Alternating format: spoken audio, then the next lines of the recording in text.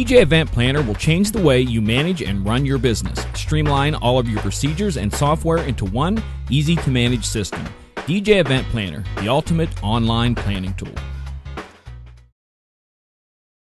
Well, it's kind of an explosion. It's Tuesday night, and it's like a big bang in a lot of people's worlds. Like an explosion, but different. Welcome to our 732 of the DJ and TV mini sessions. That's right. We've been broadcasting the whole time. I don't know where you guys were. Yep, we're back. We're still here, rather. One thing. We didn't go anywhere. We just sat here the whole time. And why not? We haven't even got to the restroom. It's really not, you don't want to tip the cameras down. It's not pretty. Exactly. No, I've been on the run. I kind of just got here. So. You've been running, doing crazy things, and well, I'm always doing crazy things, but they're not always productive things. But I was actually doing productive things. Nice. So yeah, the CDJ show. It's been officially announced that I'll be there, doing 2 presentations on the 11th and the 12th of March, 2017, at the Toronto Hilton. And they announced it, and a lot of people were like, cool, Brian's coming back. That's really cool. And then a lot of other people were like, who the hell's Brian? So they asked me to do a video kind of explaining who I am and what I'm going to be doing there. And I thought, I got a great idea. I'll get this up before the broadcast tonight. And it wasn't such a great idea because I was kind of rushing. Sometimes the internet doesn't want to work with us. It's like, I've got lots of time to get that downloaded and installed. Right. So yeah, it was kind of mad dash. So I got handled, and we're here, and we're back, and we've got people watching. Yep. That's nice of you guys for tuning in. Thank you for that. Yeah, thanks for joining us this evening. Okay, so I got a couple of things I wanted to chat about tonight. All right, hit me. And I recorded 3 different versions of this rant, and that's the best way to describe it. And the title is kind of on this. I feel your pain. I have had numerous contacts. I haven't had this many calls and contacts for weddings probably in 12 to 15 years, because I really have been working the social media side of it and reaching out to people within my market, which means I'm getting a lot of people contacting me via Facebook, Messenger and messages on my Facebook page. And of course, it becomes what's the price? Common, because that's what they know. That's what they're going to start with. The interesting part comes is as you continue to talk and get things, and then you eventually get to the point where there's a window open, so you can, give me an idea of what you're working with for a budget, so we can see if there's something that I can do to help you out with something to that effect. And it's interesting the number that are coming back, and today's was a gentleman who was like, the cheapest DJ I found was $695, and it's like, well, that okay? Are you looking for the cheapest DJ out there? Is that your goal, to find that? Because, well, I want to find the best DJ that's the cheapest. Okay. So then we started talking a little bit about, because I love to use the methodology you use. We were talking about if I have $10,000 worth of gear, that basically I allocate that each event should give me a return of about 5% of my gear. I think 5% is pretty reasonable. A lot of people do 10 to 20%. Precisely. So but what I'm doing with that 5% number, it's a real number. It's not a BS number, but I'm showing value. Precisely. So you could rent this stuff for 20%, but I'll give it to you for 5%. And that's exactly the conversation I was having today. Yeah, $694. No, Reggie, that's not the goal of this. Is that, in my particular case, I'm bringing much more than that. But it's like, say I'm only bringing $10,000 worth of gear, which if you count computer and this and that, I'm well over that. So we were talking about that, and it's like, if indeed that's the case, and you use the 5% methodology, that gets us at $500 from an event goes towards that. And it's like, do you really want to? Looking at that generally, and then that means that DJ that you're wanting to hire for $695 has a value of $195 after their gear to your event. And it's like, is this what you want? Basically, you're wanting to have someone there for 16 hours, and at $195 in essence over cost of gear. Right. That's you're paying them less than most McDonald's pay in the area. Is that the type of DJ you want? To someone who values their skill and their time at less than a McDonald's worker values their skill and time? Well, the problem is it's even less than that. because you also have to figure in prep time, and you also have to figure in all of your out-of-pocket expenses. Yeah. So that's gas, that's your vehicle, that's the phone, that's music you had to purchase for the gig. I mean, if you look at this from a business standpoint, like a real business standpoint, which I'll be quite honest, I'm an artist. I didn't always do that. I just wanted to work. Yeah. And it'll work out later. But now that I kind of understand it better, actually Drax kind of kicked me in the butt with this. It's like, yeah, let's go ahead and put this together. But then it occurred to me, why not put it together in a language that people can understand too? It's honest. It's not a sales technique. It's very straightforward, but it's breaking it down for them in numbers they get. So, yeah, when you look at it from a business standpoint, I went on a little rant there. They're losing money. They're paying to work. Precisely, and that's the part that just chafes me, is that it's a prime Saturday. Yeah, I'm subsidizing by doing your wedding for $695, or even in my particular case, I feel if I'm doing your wedding for less than $1,000, I'm subsidizing your day. Because my particular gear with the lights that I'm bringing and the different things that, we don't need all those lights, but if I have them there, you're going to think it's the greatest thing in the world. I'm somewhere closer to $20,000 without music library investment whatsoever. I think there has to be a point where, when I used to sell cars, they talked about qualifying each and every person who came in the door. Yeah. You got to qualify these people if they will not hear what you're saying. And if they have this mindset where I'm going to spend this much, regardless of what I know about it, I'm spending this much on it. There's nothing much you can do about it. I mean, you could try to flip them, but if you can't, they're not your client, move on. Precisely. And that's where you run into quite a few. Now, that doesn't mean that all my contacts on Facebook are that way. It's just some. It's just it'll happen. That sure. mentality that we can, we're going to look for. And it's really, I think, because we have such an uneducated, inexperienced, let me call it that, an inexperienced consumer group that is purchasing entertainment. They have just no point of reference of what to do. They think, a DJ's a DJ, or they've seen a lot of crappy DJs, or they've seen DJs and they think that's what a DJ is. That all DJs are like that. And it must be worth that. Right. Yeah, because I would, if I could make $600 on a Saturday night, I'd be doing great. They're just trying to be smart consumers. I don't even beat these people up. I don't even get mad at them, because geez, when I'm looking for a service, I'm going to look for the best value as well. Oh, for sure. Now, I know a guy, actually, it's Andy's brother. I've known him his whole life. He does construction work. And whenever I have him do anything for me, I buy the materials and I throw him some dough. Yep. Whatever. He's family. But he does that kind of with everybody. And I also know a guy, it's my parents' neighbor, I've probably known him for 25 years. Good guy. He has his own construction company, and I hired him one time.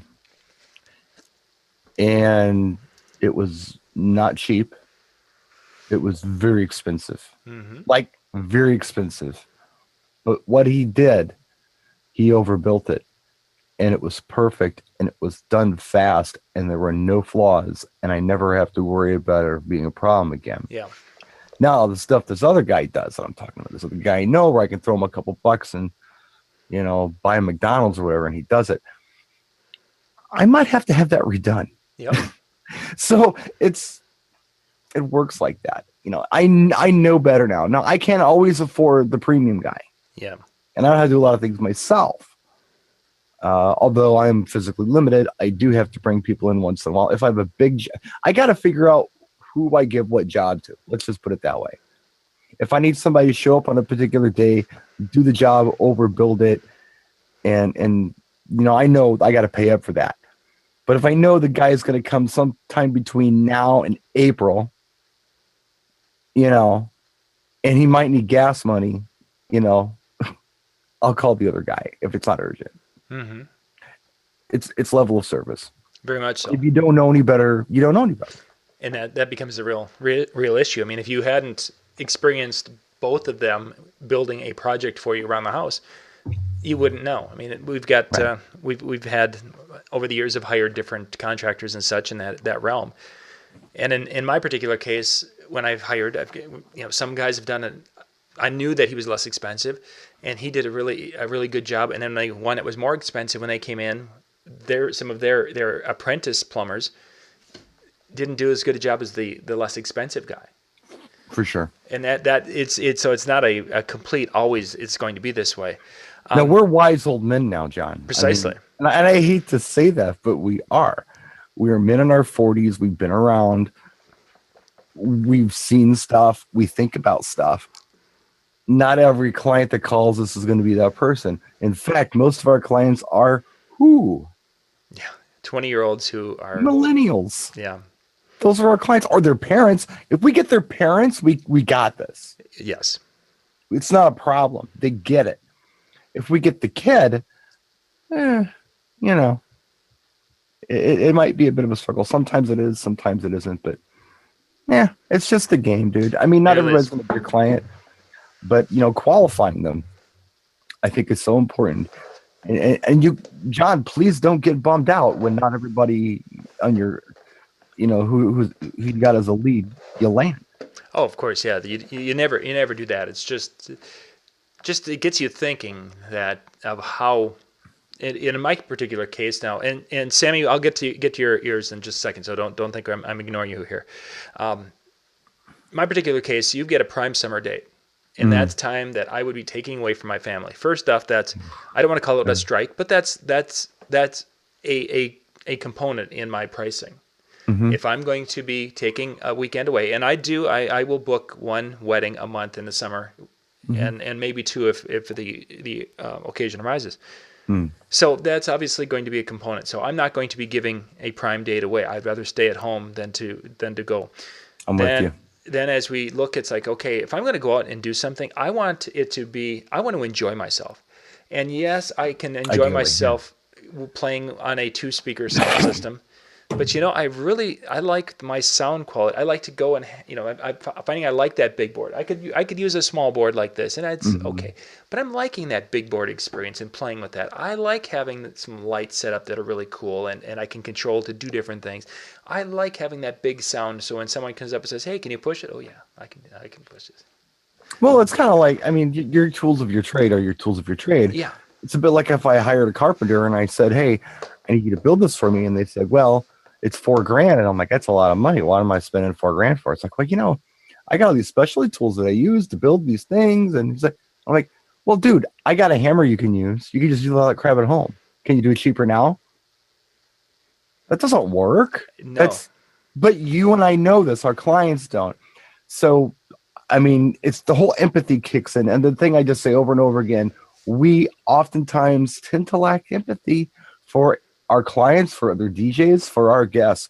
We got to put ourselves in their shoes and walk a mile. And what's really cool about doing that is, number one, you're a mile away from them. And number two, you got their shoes. So that's perfect. Now, sorry, read that recently. Somebody posted that on my Facebook wall. I thought that was pretty good. Yeah, that is good. My daughter liked it too. But you have to think about how they're thinking, and then what you can do with that information is try to spin it into a way that they may understand. And that's why I do what I do. Granted, my pricing isn't your pricing, but it doesn't matter. You throw a number at them and like, woo, wow, why? Well, I'll be happy to explain it. Let me break it down for you. And that's the thing, and I've had this conversation with other DJs, is I'm sure in my market there are DJs who are saying, "Oh, I can't get $600 for a wedding." That there's so many DJs undercutting me. I cannot get. I was actually somewhat surprised when he said $695 was the cheapest that he could find. That doesn't sound horrible. Yeah, I thought there would be some out there, because I know there's the VFW guys, and I say that, and I'm not saying it in a negative way, but they're the guys who really enjoy going and playing in the VFW, and they don't want to do anything else. There's two gentlemen, and one of them's a good friend.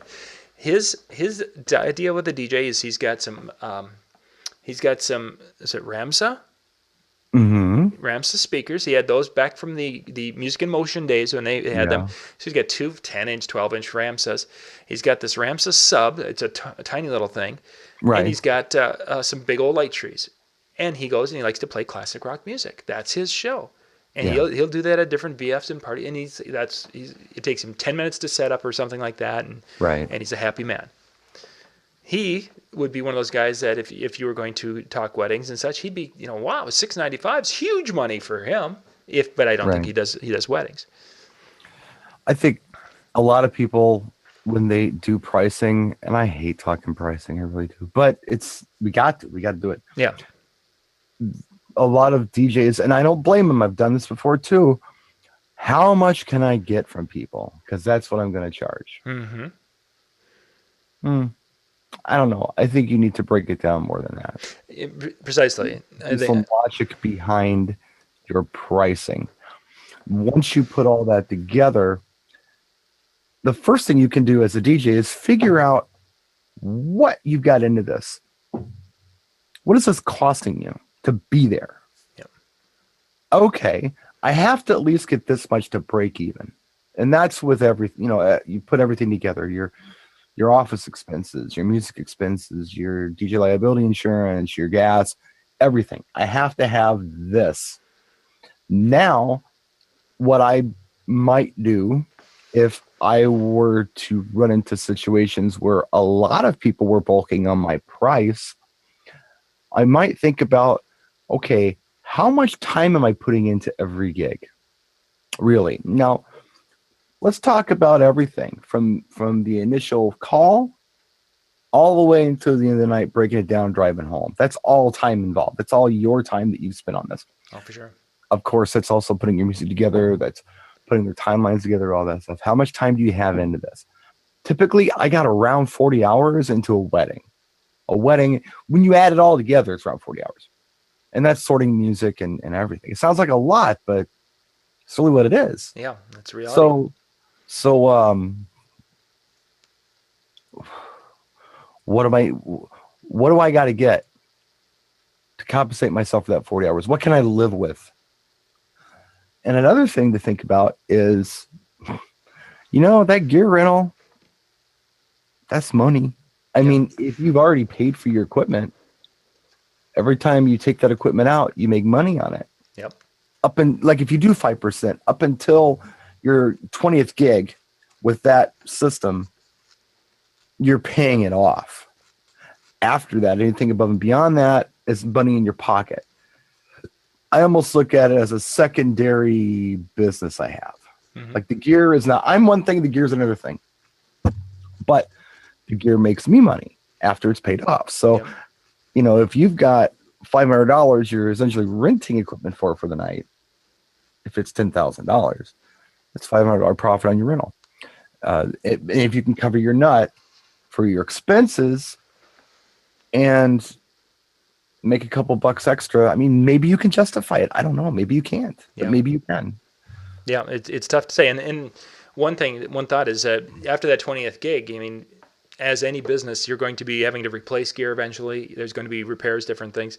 So even the $500, it's like, oh yeah, gig 21, I'm making lots of money. No, that's when you probably need to be taking a percentage of that. And some of it will become your profit margin, yay, rah, rah. But some of it's going to become your upgrade savings account you're going to have, or your repair savings account. Well, think about the person who gigs twice a week, Fridays and Saturdays, right? So they really only have to have like 3 months invested in this before everything's paid off. Yeah.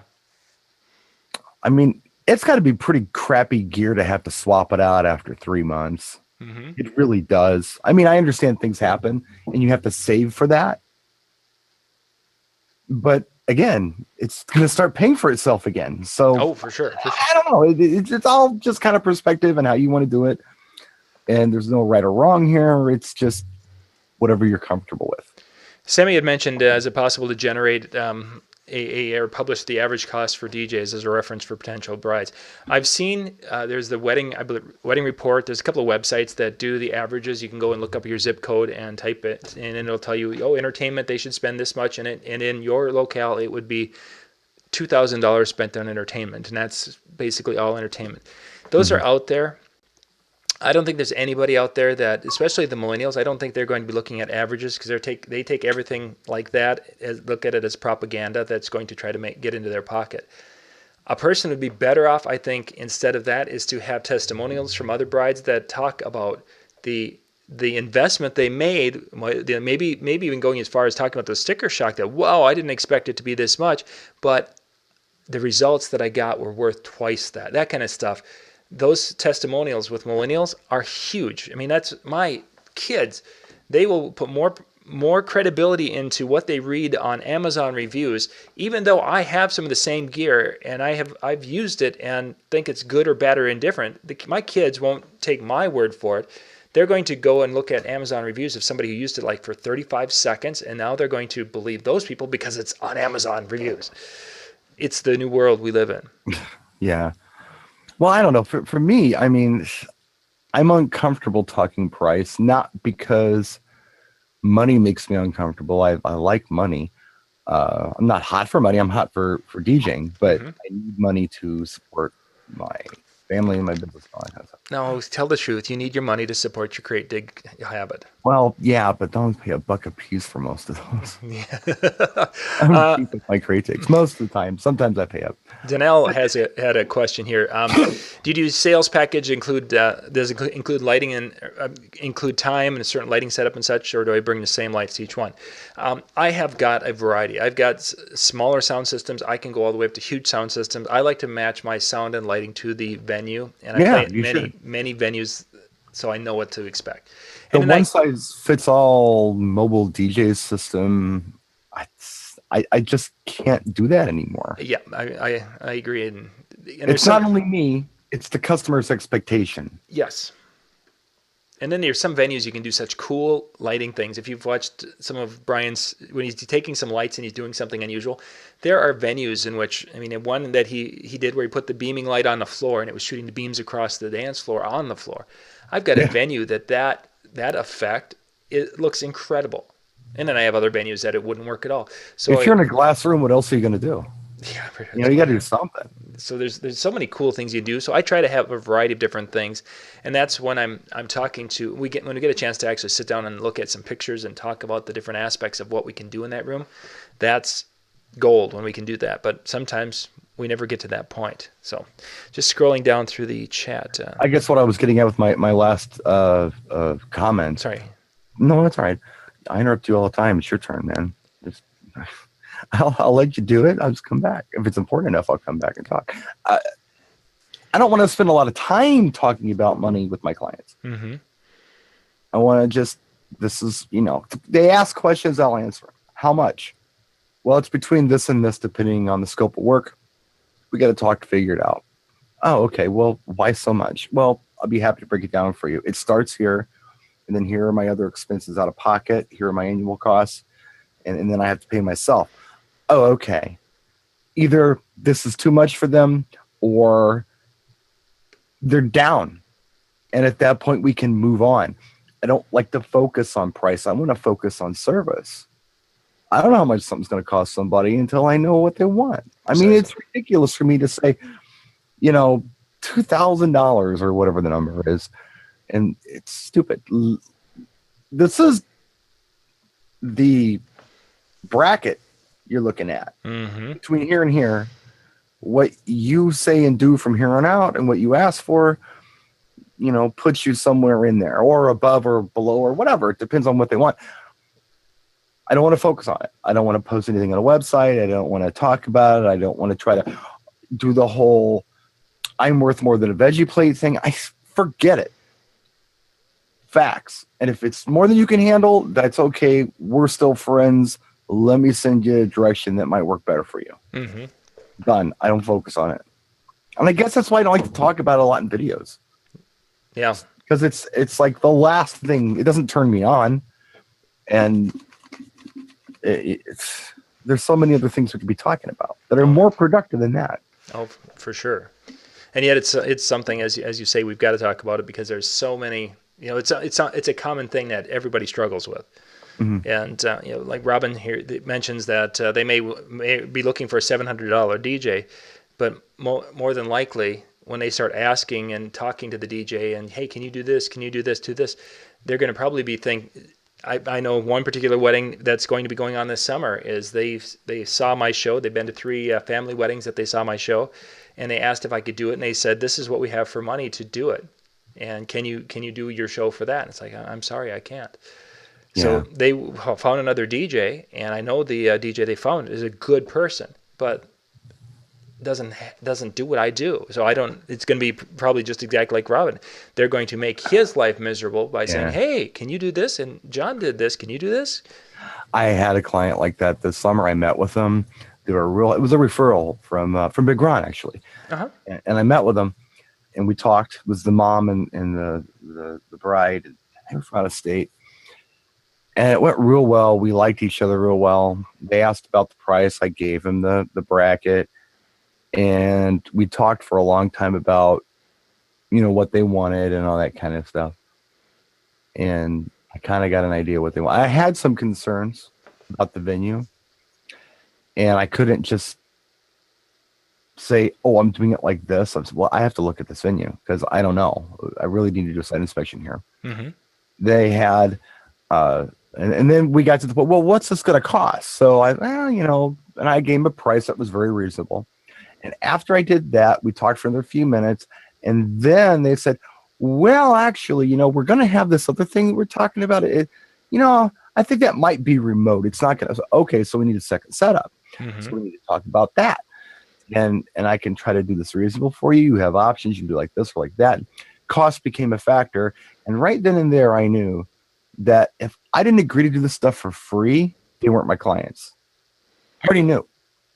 They were trying to reel me in at a price and then throw other things at me. And at that point, I was, nope, well, we got to back up here because we didn't talk about that before. I knew they weren't my clients already. Yep. I could tell. We liked each other. I think it was a pretty good fit. It would have been a good party.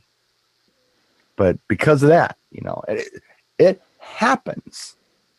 Oh, well, the alternative is paying to work, going there and doing the gig, maybe making some dough on your gear rental, but you're working for free or it's costing you more than it would have been to stay home. For sure. Sammy had a question about Thumbtack, what the thoughts were on Thumbtack. I'm not a fan of, Thumbtack is fine for some people maybe. I'm not a fan of going there or even Craigslist and such, because you can go to Facebook. And in Facebook, you can go and create your business page. You can put pictures, you can share posts, you can create a persona there of what you want. And it could be a fun DJ, it could be an elegant DJ, it could be whatever. And then you can take that and you can market to the people within your geographic region that are the exact right clients or very close to the right clients for you.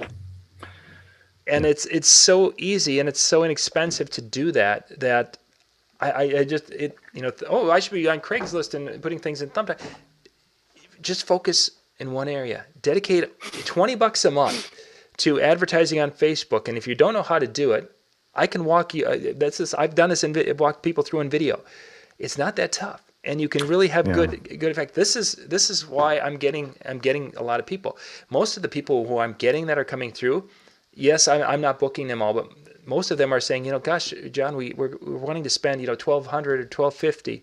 One had $1,500 they wanted. That was what their budget was, and what they wanted from the entertainment was, I just couldn't do it for that because there was just too many variables and things, and so it's not that Thumbtack could be inherently bad or Craigslist are inherently bad, but if you're spreading yourself over all these little things trying to get work and not focusing on one that could really drive work, I think it's kind of a little silly. And I don't remember my pal Dave Ellsworth that was here. Yes, mm-hmm. He was a Thumbtack guy, and he did very well with it. And he was getting 2,000 plus for the events that he was doing, which in this area is pretty good. But he told me recently that it's changed. And he was spending so much money on leads that he wasn't getting that it killed him. I mean, it really hurt him. It used to be a lot more reasonable. They've raised the price, I guess, on even getting the lead significantly. Yes. He went with it because he was so successful with it in the past. But yeah, it just isn't viable for him anymore. He's doing other things. But he did very well with it at first. And a lot of things are like that. They might work for a while, then they don't. You got to really examine those things and make sure that you're not throwing your dough away on some of these services. For sure. You can definitely do that very, very quickly. I tried Thumbtack one time, and I paid for a lead, and I was so discouraged I never did it again. Because, it to make a long story short, this was a gig like how deep in the hood of Chicago. Yeah. Like you get shot land. I'm not gigging there for any price. And they pay my price, but I'm not going there. No. I'm still working through the chat room. I'm way up. I'm way behind you guys, but there's some good stuff here, and I want to make sure we're talking about that. Reggie mentioned that he is he's under $1,000, but he's raised his prices, but he's getting more no's than yes.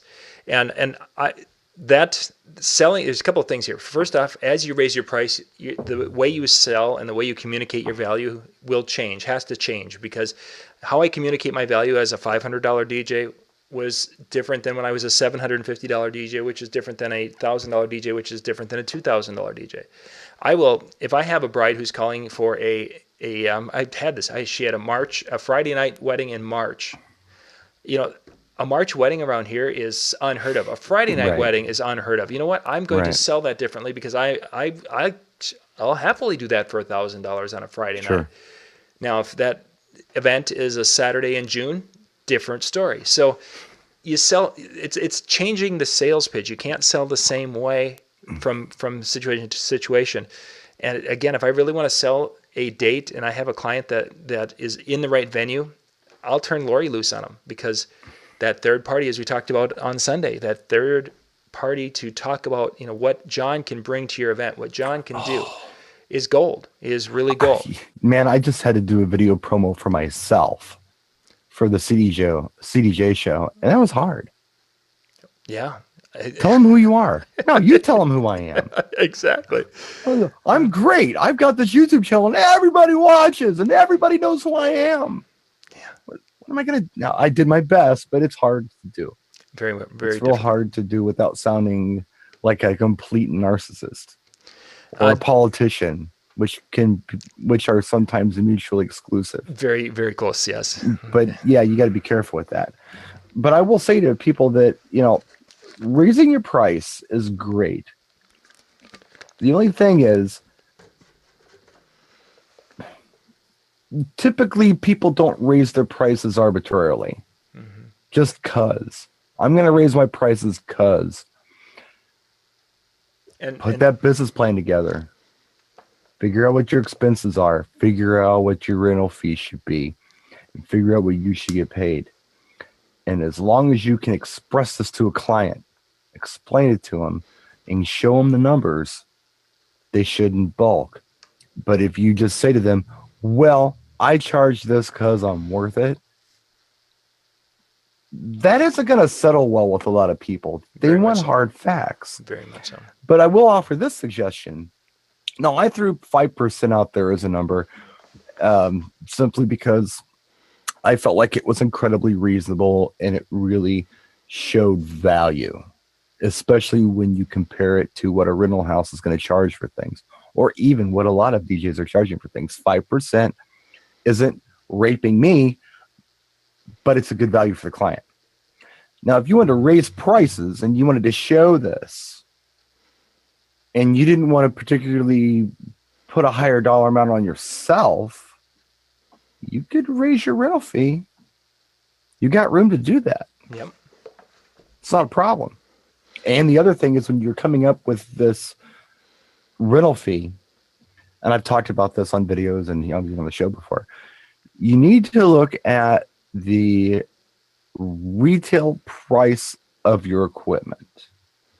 Not what you bought it for, not what your friend sold it to you for, not the deal you got from Ben at NLFX Pro. You need to look at the retail price of this, and you base your rental fee off of that retail price. I'm telling you this stuff because some of this stuff could help you justify a price hike when you can add these numbers to, because if the client tells you that you're not worth anything, there's nothing you can do with that. You're going to prove your worth by the end of the gig. But if your investment that you have out of pocket costs this much, they can't argue with that. Yeah. It has nothing to do with your value. It has to do with the value of things that you bring to the table.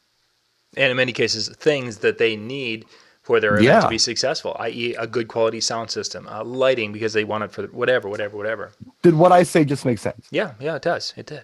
Because sometimes I don't know. I got brain damage. It did. Continuing here, David mentioned not Thumbtack, but Gigmasters. One thing I would recommend if you are wondering where to invest is people are still using this weird thing called Google. Maybe it's new. Yeah. Go to your area and type in, wedding DJ in the town that you want to perform in, because that's what they're doing. They're looking for wedding DJ. In my case, Alexandria, Minnesota. See what's popping up. And was it this search engine as far as this listing company, and you'll find out that some in your area probably do much better than they do in my area, and vice versa. There have been times where I've done that and I've shown up in the top 5, and it's like, you know what, if I'm showing up that good, I'm not going to pay a listing service.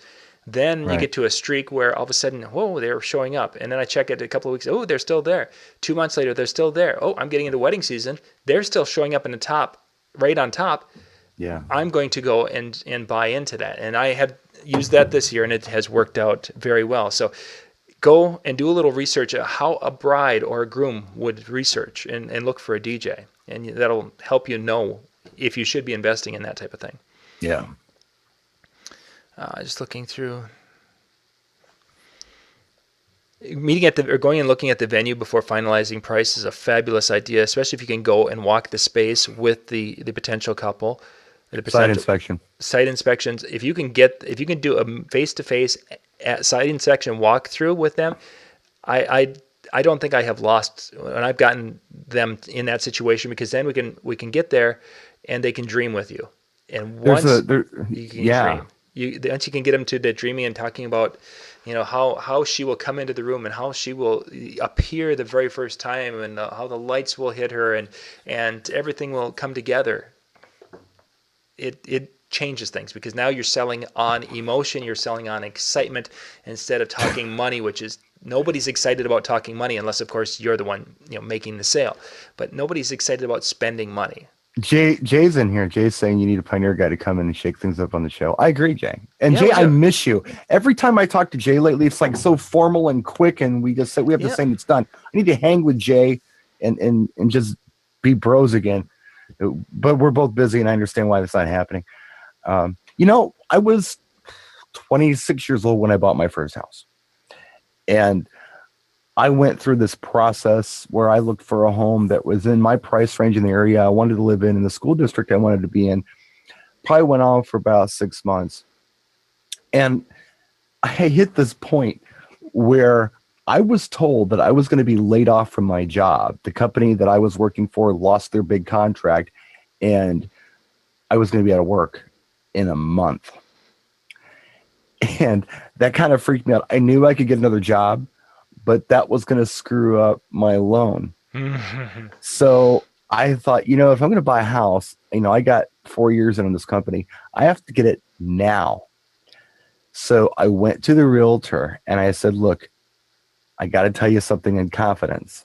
Time is of the essence. I don't want to go into great detail, but I need to do this right now. And if I don't do it right now, there could be a problem. I'm going into way too much detail here. But anyway, so the realtor told me, this is what we're going to do. By default, a realtor works for the seller of the property. That's what they do. That's their job. So when you go into a house and you see something and say, I don't know about that. It's the realtor's job to have the seller's interest in mind and say, oh, well, that's not a big deal. Don't worry about that. Whereas if you sign a broker's agreement with the realtor, they work for you. Yep. And if you see something you don't like, say, what do you think of? You know what? This house isn't for you. I don't think you should buy this house. Done, done, done, done, done. What should I ask for in this house? Honest answers, those kind of things. I'm going to flip this into the site inspection. It's kind of like that. If you don't do the site inspection, you're kind of working for the venue with the venue's interest, where they want the buffet table, where they want the dance floor, where they want the people to be. What's going to make their life the easiest to serve these people and get out of there at 8 o'clock and not pay the staff any more than they have to and all that kind of crap. If you do a site inspection, you've almost signed like a broker's agreement where now you have the client's interest. And you're going to look at the situation and you're going to say, you know what? I don't like where the venue has a buffet table. It needs to be moved. And I don't like where the DJ is. And here's why I don't like it. I hate where your head table is. Let me show you a floor plan that I think will work better for you. The venue might not like it, but it's going to be better for the client if you know what you're talking about. So I don't know. I took a thought and I took way too much time to express it, and I apologize. I'm sorry. No, that's a great point. The only thing I would recommend is you can share those thoughts that Brian was sharing, but two things: you have to do it with kids' gloves on. You can't. I hate of course. And secondly, is if the venue manager's with. Those are the most difficult ones. Is when I've had the bride and the groom and mom, generally a mom is with, and then you've got the venue manager, and it's tough to. One venue manager, she likes me and knows that I'm going to say some things she probably won't like, the venue manager, but she knows that my ultimate goal is to have the most effective event for all of us, not just make it easier for the venue, as Brian's talking about. So I'm going to say some things, and there have been times where she's like, John, why did you recommend that? And it's like, because this is what she wants. She wants this outcome, and to do that, this is what we're going to need. And to have a happy bride and a happy client, she wants this. And she goes, I didn't know she wanted that. I didn't know that was important to her. I had a situation with the clergy recently where, or just whatever, the person who marries people, that's their gig. That's what they do, I was attending rehearsal. I don't always do it, but I was asked to, so I did. And I was, a part of it. I was DJing for it. And I watched all this stuff happen, and I watched how they put it together. And I hated it. I really didn't like it. I could see so many different ways you could do this that were better. Yep. So I waited for that person to leave. And then I pulled the couple over and I said, I got to tell you something. I really hate what they had you do. I got to be just candid here and tell you that. Well, why? What would you do different? And I explained it to him. Just and not in front of anybody. And like, oh my God, that's perfect. Then they went to the clergy and said, hey, this is what we're going to do instead. Didn't even say was my idea particularly. I don't know. Well, maybe they did, maybe they didn't. But I was in on it, obviously. I didn't have to do it in front of him that way. Now, this guy hasn't called me recommending clients to me, but you know what? It doesn't matter because the client has recommended everyone to me. Precisely. So you gotta pick your battles, I guess, on this stuff. For but sure. I agree. If you can avoid pissing off a banquet hall, that's the way to go. But most of the time, these banquet halls have no freaking idea what they're doing. And there's such a turnover that, okay, so I've offended that staff and I'll be out for 6 months to a year. Well, okay, let me rephrase that. They know what they're doing when it comes to food and beverage. Mm-hmm. That's all they know. And when I say beverage, I don't mean bar profit. I mean they've got bartenders. They have enough bartenders. They can get enough drinks out, all that kind of stuff, and placement of the bar. They know how to buy alcohol. They know how to price it. They don't really know how to make money with it. That's what we do. Yeah. Really, that is what we do. So I know entertainment floor planning because I've been doing this since I was 13 years old. I know what works and what doesn't work because I've seen good stuff and bad stuff. And a lot of these people in these banquet halls, they've had real limited exposure to anything else except what they do. So I don't know, that's where you can kind of be the hero. Let's see. Greg asked about a rough walkthrough in a sales process. Yes, we can, and yes, I will. That's actually one I think that it's going to take more time than we have tonight. And secondly, as I think that's one we're going to bring Lori. We could bring Lori back in and have her do a mock selling of my show for you guys. because that would be very interesting. The question is to get her into that mindset, because talking to Brian or myself isn't going to work. She's needs to talk to another a female, a bride, because that's getting into that role. So We can bring Blanca in. I'm gonna put the notes down, and we'll talk about it, and we'll figure out a way to do this. But I think you guys would find it very interesting, because Lori doesn't have a ton of training in the sales arena, but she just has a gift of connecting with people and selling, to the point of, even with the Disc Jockey News, I should have her doing the sales, because she is that good at what she does, and she doesn't even realize it. But she just kind of like Ben Stowe. Everyone loves Ben Stowe because they can connect well with Ben and relate to him. She's got that gift.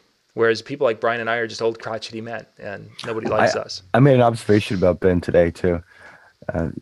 Jimmy had presented Ben like James Bond because he had all the tricks. He knew how to do the things. But I would have to say, knowing a little bit about James Bond, not a lot, but a little bit, Ben Stowe's more like Q. Yes. Yep. The applied science guy who gives James Bond all of his little things. Look, it's a Rich Watts, but it's a laser too. Pew, pew, pew. Q made that. That's what Ben would be doing. And you notice this watch will cut everything. It's got a plasma cutter on it. Yeah. So it'll cut the cage so you can escape before the sharks get in there. It'll be great. One of the funniest conversations I ever had about another DJ was Jay, who's watching right now. We were talking about Mikey Mike and his Do It From Scratch. Have you ever watched Mikey Mike's Do It From Scratch videos? Oh, of course. Oh my gosh. And Jay just broke it down perfect. He was like, yeah, it's real easy, guys. All you need is like a plasma cutter and a atom splitter. And I was telling somebody at NAMM this year, because Mikey and I were talking and we ran into a couple of DJs. So it was like, oh my God, Mikey and Brian, And I said to him, I said, you know how some people say, you know what, it's not rocket science. But with Mikey, it is rocket science. It is. He's a rocket scientist. And the guy laughed. And then he says, no, seriously, what do you do? He's like, I work for the space shuttle company. And he's like, oh my God, you are a rocket scientist. Really? Like, rocket scientist, yes, pretty much. I'm the guy who tells the rocket scientists how to be safe. So I don't know. That was very random, and I'm sorry. No, that's not even relevant to what we were talking about. You need to keep me on track. You're a bad host for letting me be a loose cannon like that. That's quite all right. I like talking Mikey Mike. He's a good guy. I enjoy him. He's smart. And very smart. Like Ben. Okay, I think I finally caught up to the chat room. Goodness, I got behind there for a while. Going through. So if I missed some questions, I apologize for that. I was trying to catch questions and thoughts that would make a good discussion point or a good topic for the show tonight. Yeah, cool. I think we've almost gotten to our hour time here too. I'm sucking on air, dude. Yeah. You need to go get your Starbucks full. What's up with that? So what's coming up for you, real cool and exciting, John? What do you got planned? What's the next thing for you? The next thing. Well, we just finished obviously the mini sessions on Sunday. Mm-hmm. That was obviously a big thing. There's some great content there. You guys can go check it out. It's going to be in 1 hour blocks. We're going to start uploading that into the Insider area in individual videos tomorrow. I think I'm going to get started on that. The newspaper is ready for those. You guys will get to see that tomorrow morning. First thing, it will be up and ready to go, so you'll be able to check out all the articles with that. Upcoming, we're going to be changing pace a little bit because we did our mobile beat. Now we're going to be talking about more photo booth of opportunities starting on our Monday night shows a little bit. We've got some of the companies that are doing making products for the photo booths, some DIY type products for that arena. So we're going to be talking about that because we've got Mobile Beat in mid-March, and then the week after we've got Photo Booth Expo. So we want to make sure that we're kind of talking about the different aspects and such of things that DJs are looking at and are interested in maybe adding to their service. Because 2 years ago you added a photo booth to yours? Oh no, that was Oh, was it longer than that? 5 years ago, man. Holy cats, it's been a Yeah, long I bought it for Stevie's 14th birthday, and she's 19 now. Oh my goodness gracious, I didn't think it was that long ago. Yeah, in fact, we have to rebuild it. Too. I remember that was there when you were talking to Jim about buying it. Right, yeah. I'd won some money, and I bought it. for the kid. Yeah. But yeah, that was 5 years ago. Holy cats. I know. And in fact, I just bought a new camera for the booth, and I'm going to be putting a new touchscreen on it soon because they both went out. I mean, it happens over time. It's time to refurbish the booth now. It's been a good booth. But I got a lot of cool stuff cooking too. We got the CDJ show coming up March 10th through the 12th. Yep. And then Mobile Beats the 13th through the 16th. Something like that. Mm-hmm. And I'm flying from Toronto to Vegas to do both shows. And there might be some stuff after that, I'm not sure. But in the meantime, it's going to be a big focus on audio. The lighting is going to come in, and everybody says you're the lighting guy. I'm really the music guy. This is going to be the audio stuff. Anything from microphones to speaker systems to DJ mixing boards and building systems. That's going to be my focus for probably probably all the way up until we do the shows. Yeah, I was going to say, it's going to be the main focus. You've been sketching out a new mini system and putting the pieces together for that. Yes, and I'm looking at stuff that's nice stuff, and I'm working with people who are nice people, and I don't know what the ETA is on this stuff. And I'm not pushing anybody, but it's on its way. The meat and potatoes of this thing is on its way. Once I get all of the components in, then I'll start working on kind of racking them up and how I'm going to set them up and all that kind of stuff. It's got to be one step at a time. It's a process. For sure. So first step is to get the stuff in here, play with it, enjoy it, see what it does, see what it's made of. Step 2 is to kind of wrap it up into a cool little package to take on the road. So that'll probably consume most of my time up until CDJ show. Yeah. And there'll be lighting in here and there. I want to do a video too. I want to do a video. In fact, I might do it tonight. I might do it tomorrow. But I want to do a video because I got a question from a guy. He thought it would be a good video. And I'm going to go ahead and agree with him and say, let's do it. Mm-hmm. On what's the best subwoofer for a wedding DJ. I'm going to tackle that. Nice. So that's coming. Again, audio stuff. Okay. You tried to wrap the show and I cut you off. No. I wanted to pull something up because Chris had asked about, does anyone do DMX programming for weddings? Chris, this is good. Is it here? Yes, it is. This is what I'm using to control DMX lighting. It's the ADJ Airstream DMX bridge. And what this little guy does is this will broadcast a Wi-Fi, basically a hotspot.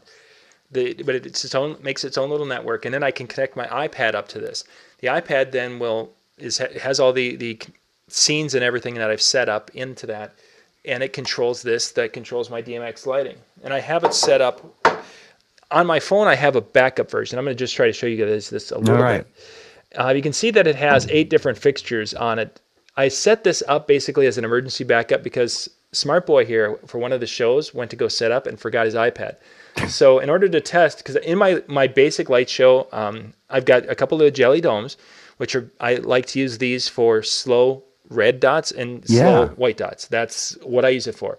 I've got the InnoPocket Spot Z4s, which are the zoom and ones, wash. Yep. I've got the 5Ps, so I can do my wash of the dance floor. I have the XS400, which are the ones that have the 4 little beams, and they spin and they rotate around. It's just this massive craziness. And I've got my UV lights. It's some Freak 5s. I don't use Freak 5s. They're a strobe light. Right. Love the light, but I don't use them as a strobe. I use them as a wash light for my dances and such. Good idea. Like an aircraft landing light kind of thing. Precisely. So I use them for that. And then I also... I have a couple of lights every once in a while that are dumb lights, so I have a dimmer, DP 415 into that. So that's what I can set those into this program and put them in and assign the number of channels each one needs, and then the next one starts up with the next set of channels, what have you. How proficient are you with that? I can get this set up, and I can put lights, and I can get the lights into a program. So I'm looking for, I can, this macro on this light, I go on this macro, I want it so it's going to do color changing, I want the dimmer here, and then I can set it as a scene, which on my little phone, I don't have any scenes. On my iPad, I've got a full page of scenes. So I can go here, and I can, in one particular, I had set my Z4s that they would go and they were doing following the bride and groom as they walked into the room, because I was all by myself for this event. So I had the doorway, and I made it a 4 scene. So I had all 4 scenes like across the bottom or one of the rows. And so I had doorway, and then about 15 feet in, 30 feet in, 60 feet in as they walked across. So the lights went, and then depending upon how fast, because I was thinking, I could just program it to slowly scan. And it's like, well, what happens if the lights go way ahead of them or are way too slow? So that was my way around it. It was a as they went across the room. And then once they got across the room, then he broke off and walks across the room. But then I wanted the lights out because they were going to separate. And then they wanted to do Thinking Out Loud was their first dance. And they wanted to have it where they both walked together and the lights came together and did this whole thing. So then the next row was different configurations of lights to make that effect as they were coming together. It was all buttons, all scene buttons. So it's like, okay, now we're here, click. Okay, now we're there, click. Worked wonderfully, and it took me. I've used it, but I could use a training session on it. Yeah, it was. And I was just wondering if you were proficient enough, or maybe you might want to step up and do it like a 4-fixture training session. I could do a little bit now. I haven't gotten into some of the cool features, which some other guys, but I think it'd be cool. Like a guy like you, just a getting started. Yes. Training session could be really good for that product, because I think it's an interesting product. It's very useful, but there is a learning curve. There certainly is, and I'm getting to the point now where Edgar shared a video on the Inno beams, and I looked at those Inno beams, and I was it's like, that would be an awesome light for sitting on top of totems. The problem with the Inno beam that I saw is I went in and I was looking at the DMX lighting and such, and I didn't see the macro, so you could basically set it on. I wanted to have it this. So that would mean that I would have to go now and set the movements and things, which I can do with this software, but that would be the next round of my learning with that. Right. So I've been sitting making here your today. own profiles, basically. Yeah, well, the profile wouldn't be the problem. That you can easily do. It's the actual, okay, so I want step 1 to be this, and step 2 to be this, and step 3 to whatever. And it can do it. I know it can. I can see it, and it's just I would have to spend more time learning that. And so I spent today. It's like, okay, they're a great light. They got a great price on them, but I'd have to learn. Great light, great price. I'll have to learn. And I had the newspaper to finish up today, so I didn't pull the trigger. So. We will visit another day, but that's where the videos come in handy. If somebody can figure it out and present it in a way that people can understand a little easier, they're more likely to pick it up, because it takes the mystery out of it. Good stuff. Let's see. I'm just trying to check if there's anything else. Otherwise, There's nothing else. There's nothing else. We're done. Flawless was. I'm not sure about the Flawless. Did we miss a question from Flawless, or what was? I don't know. All I could think of is the song from the Ones. Just a cool song. Flawless by the Ones. Look it up if you don't know it. It's very good. I'm just scrolling back to see if I had missed a.